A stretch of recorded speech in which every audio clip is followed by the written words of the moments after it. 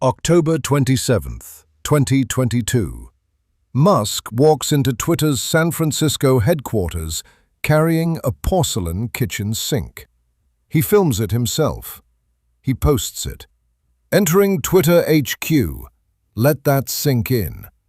He has just paid $44 billion for a company that a Delaware judge forced him to purchase after he tried to back out. He fires 80% of the staff within weeks. Advertising revenue drops 50%. Financial analysts produce variations of the same conclusion. Worst major corporate acquisition in modern history. 2 years later, X-Money launches. 6% annual yield on cash balances. Peer-to-peer transfers. A debit card competing directly with your bank. The $44 billion was never about social media. Here is what it was actually about. X-Money is offering 6% on your savings, while your bank offers 4%.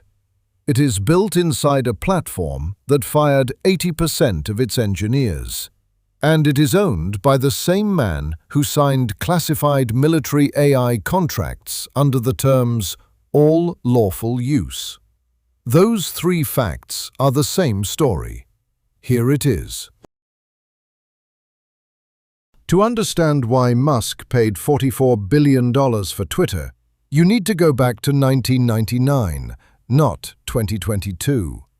In 1999, Musk founded a company called X.com, not a social media platform, a financial super app. The original X.com was designed to be the world's first all-in-one digital financial service. Payments, banking, investments, everything in one platform. When X.com merged with Peter Thiel's Confinity to form PayPal, Musk tried to keep the X.com name and the super app vision. The board overruled him.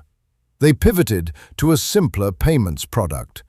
He was then fired on his honeymoon, as we covered in episode 1.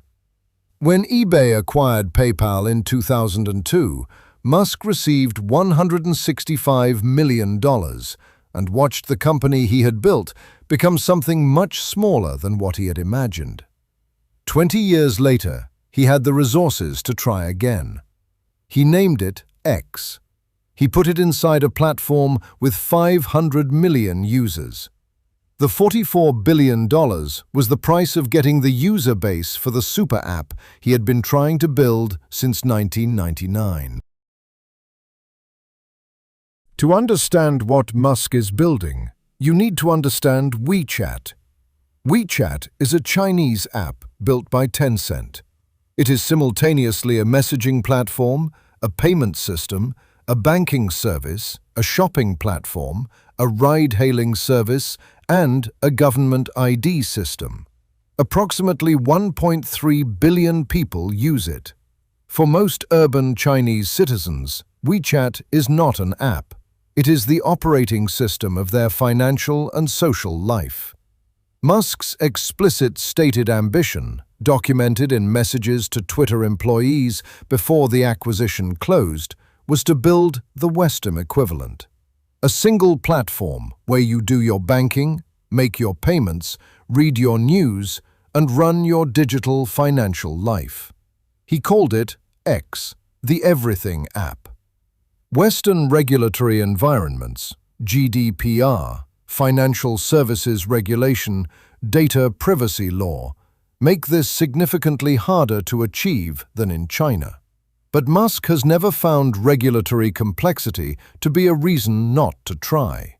The 6% yield on X-Money balances is the opening move in a financial services strategy that, if it reaches WeChat scale, would make X the most financially powerful private platform in the Western world. The workforce reduction that followed the acquisition was more radical than any comparable technology company has ever attempted. Twitter went from 7,500 employees to approximately 1,500 within weeks. Every expert in Silicon Valley predicted the platform would break within days. The content delivery infrastructure would fail. The trust and safety systems would collapse. The advertising technology would stop functioning. None of that happened. The platform continued to run. This outcome tells you two things simultaneously. First, Musk was right that the organization was significantly overstaffed relative to what was required to run the core product. Second, the workforce reduction eliminated significant institutional knowledge and capability that will affect the platform's ability to develop new products and maintain reliability under stress for years to come. The short-term resilience and the long-term vulnerability are both real.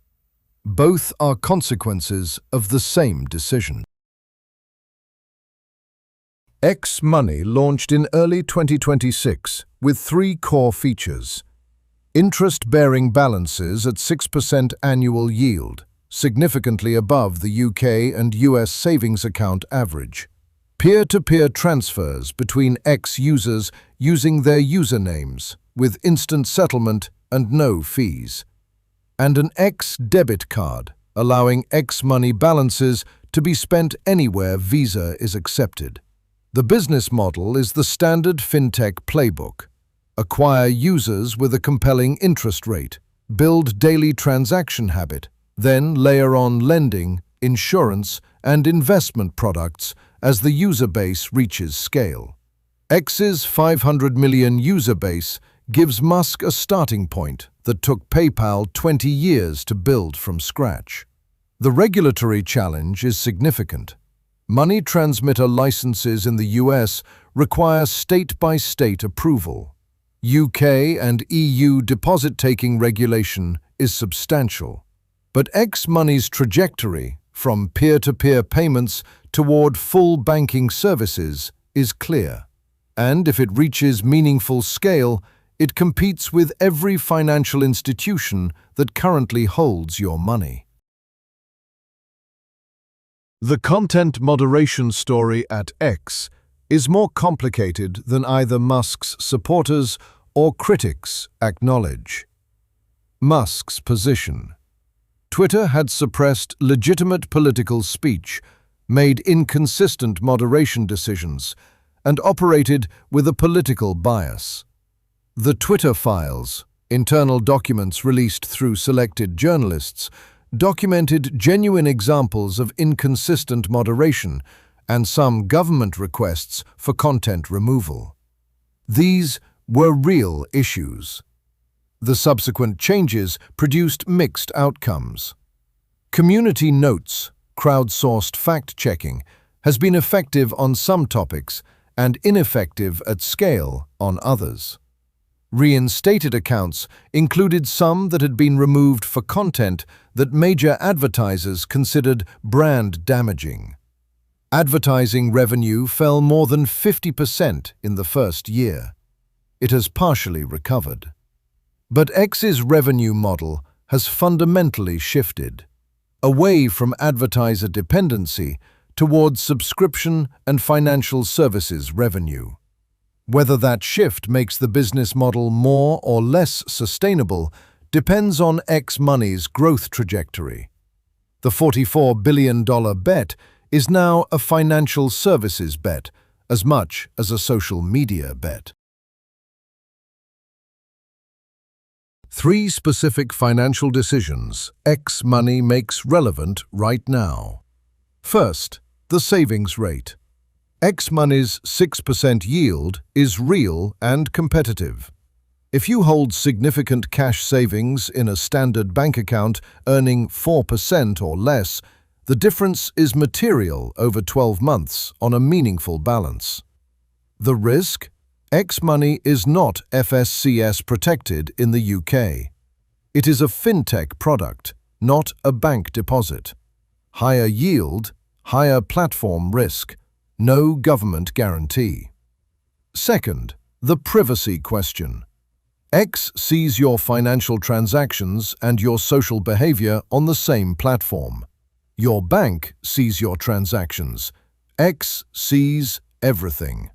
Whether that trade is acceptable for a 2% yield improvement is a personal decision. Third, the competition with the digital pound. The Bank of England is building programmable, government-controlled digital money. X Money is building programmable, privately controlled digital money. The choice between the two, in 10 years, may be the most significant financial infrastructure decision of your lifetime. In January 2024, a man who had been paralyzed for 8 years moved a cursor on a computer screen with his thoughts. He played chess. He described it as the most significant moment of his life since the accident. The device that made it possible is a coin-sized chip implanted in his brain by Elon Musk's company Neuralink. 21 people now have this chip, and Musk's stated purpose for it is not treating paralysis. It is something much larger. Episode 5, Neuralink, coming up next.